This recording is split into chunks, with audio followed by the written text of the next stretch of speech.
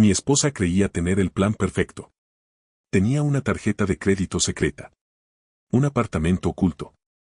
Un hombre con el que llevaba viéndose 14 meses. Y una estrategia meticulosamente diseñada para llevarse a mi hija, quedarse con mi dinero y marcharse como si nada de aquello hubiera ocurrido. Creía estar 10 pasos por delante de mí. No tenía la menor idea de que yo llevaba meses observándola. No tenía idea de que tenía pruebas de absolutamente todo. Y, sobre todo, no tenía ni la más mínima sospecha de que, la mañana en que entró a su bufete de abogados sintiéndose completamente segura, un notificador judicial ya la estaba esperando en el vestíbulo. Pero déjame retroceder al principio. Al instante en que encontré la pequeña cosa que olvidó ocultar. Fue un recibo. $47. Un bar de vinos llamado Meridian. Martes por la noche. Arrugado en el fondo del bolsillo de su chaqueta. Yo estaba lavando la ropa. Mi esposa, Clyde, dormía arriba. Y yo permanecía en la lavandería mirando aquel pedazo de papel que me dejó el pecho completamente inmóvil. Porque ese martes por la noche, Clyde me había enviado un mensaje mientras yo estaba fuera por trabajo. Me quedaré hasta tarde en la oficina. No te preocupes por mí. Pensó que jamás vería ese recibo. Le tomé una foto. Lo devolví exactamente al lugar donde lo había encontrado. No dije nada. Y sonreí cuando me besó de buenas noches. Pero lo que hice después, jamás lo vio venir. Esto es lo que debes saber sobre mí. Mi nombre es Marcus. Soy auditor. Mi trabajo consiste, básicamente, en encontrar el número que no encaja. La transacción que alguien espera que pases por alto. He descubierto fraudes millonarios porque alguien cometió un pequeño error y asumió que nadie estaba mirando. Mi esposa acababa de cometer su primer pequeño error. Y ahora yo estaba mirando. No la confronté. No revisé su teléfono mientras dormía. Hice lo que siempre hago. Observé. Reuní pruebas. Esperé. En 2 semanas tenía una lista que me revolvía el estómago. Y apenas estaba empezando. Su teléfono ya no se separaba de su mano. Comenzó a ir al gimnasio los jueves por la mañana, algo que jamás había hecho en 11 años de matrimonio. Empezó a arreglarse el cabello con esmero antes del trabajo, incluso en días en que no tenía nada importante programado. Pequeños detalles. Cosas que un marido distraído jamás notaría. Yo estaba prestando atención. Abrí una hoja de cálculo y empecé a registrar todo, fechas, horas, lo que decía que haría y dónde estaba realmente. Las emociones te llevan a cometer estupideces. Los hechos ganan. 3 semanas después, soltó una información durante la cena como si no significara nada. Dijo que el sábado tenía un seminario de trabajo en el centro. El bufete había reservado una habitación de hotel, así que no hacía falta conducir de regreso tarde por la noche. Me sonrió al otro lado de la mesa. Yo le devolví la sonrisa. Y el sábado por la mañana la seguí. Encontré su coche en el estacionamiento del hotel. 3er piso. Justo al lado de un Mercedes plateado que jamás había visto. Me quedé sentado en mi coche mirándolo. Mis manos estaban firmes. Mi mente ya estaba trabajando. Fotografié ambos coches. Ambas matrículas. Me fui con absoluta calma. Luego llamé a un investigador privado llamado Marcus Webb. Sin rodeos. Necesito saber quién es el dueño de un Mercedes plateado, le dije. Me devolvió la llamada a la mañana siguiente. Contesté al primer timbrazo. Lo que me dijo me dejó helado. El coche pertenecía a Daniel Forsyth. 44 años. Socio en un bufete rival. Casado. 2 hijos. No era un joven compañero de trabajo.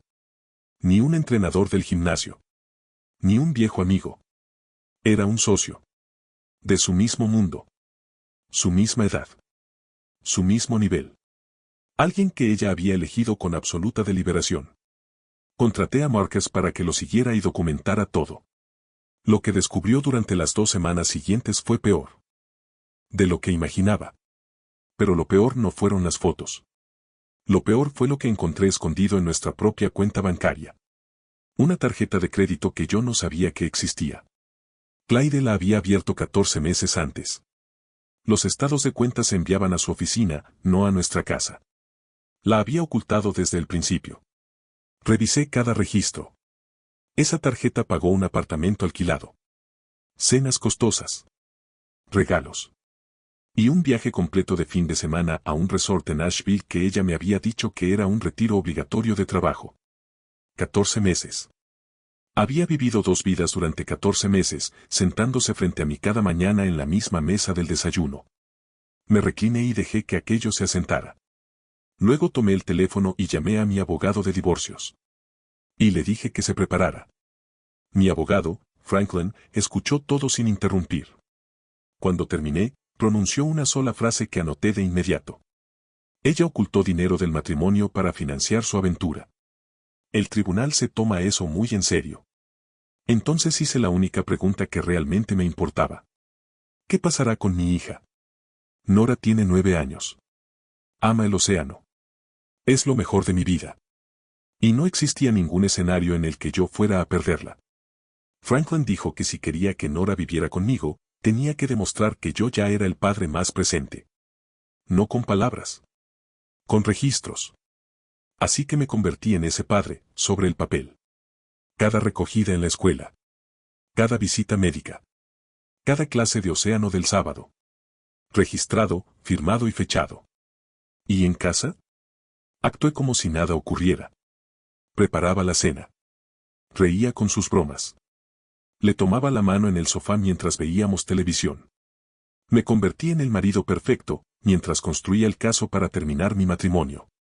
Hubo un domingo por la mañana que casi me quebró. Claire estaba sentada en la mesa de la cocina con su café. La luz del sol detrás de ella. Leyendo un libro.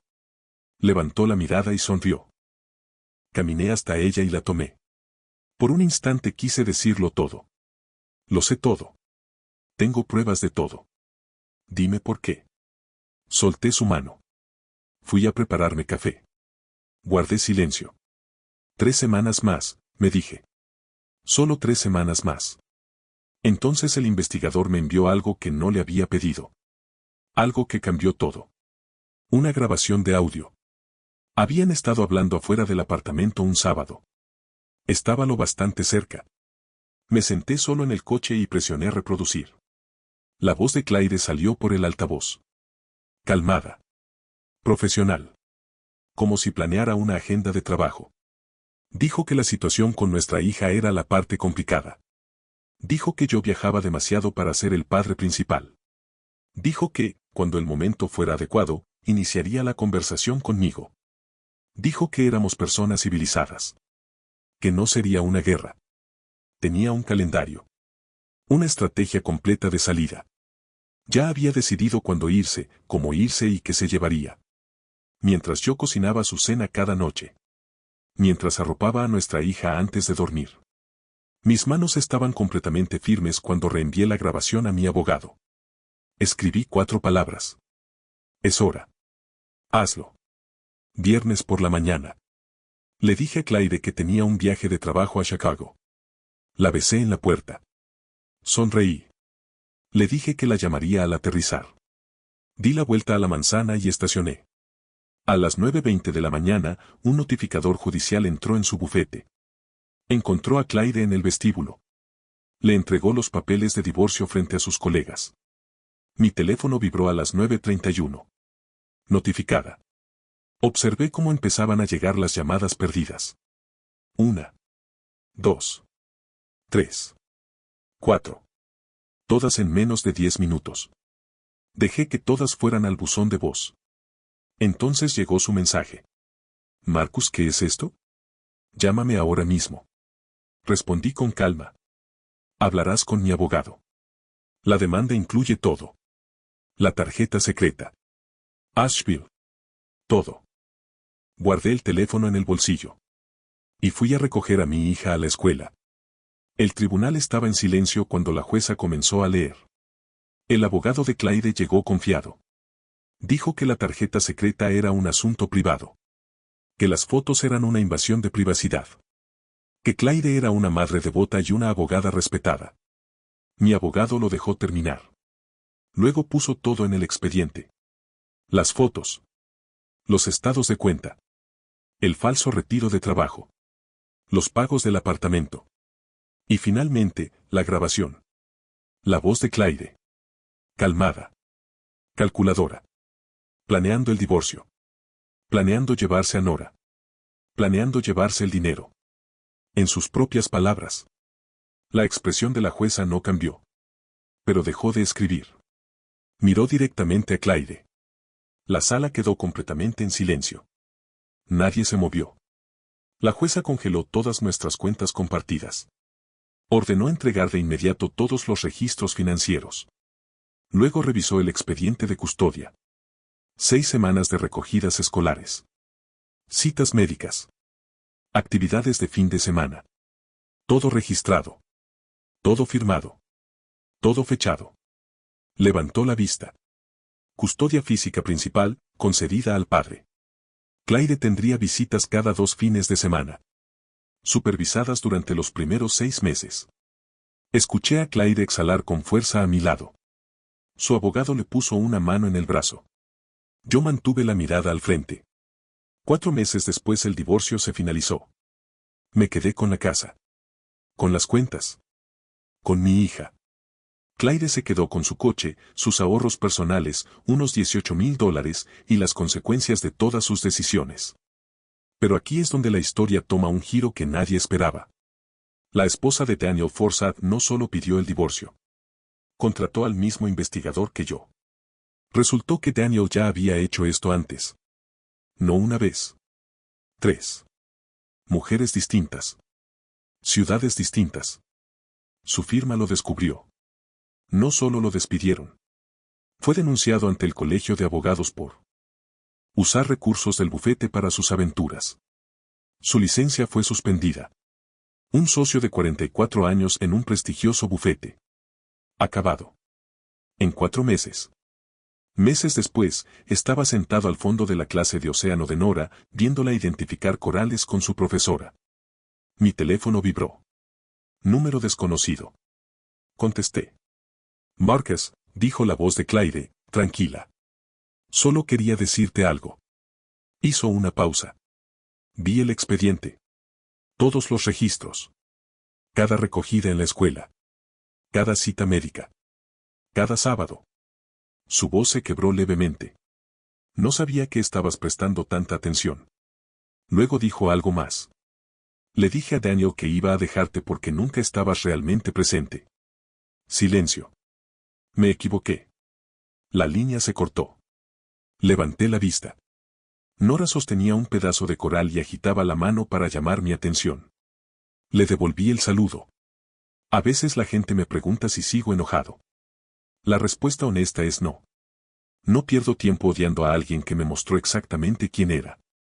Eso, aunque duela, es un regalo. Lo que pienso es esto. En algún momento de todo matrimonio, las personas dejan de verse realmente. Se acostumbran. Dejan de prestar atención. Claire eligió el secreto. Yo elegí la verdad. Y una de esas elecciones lo cuesta todo. La otra, te lo devuelve todo.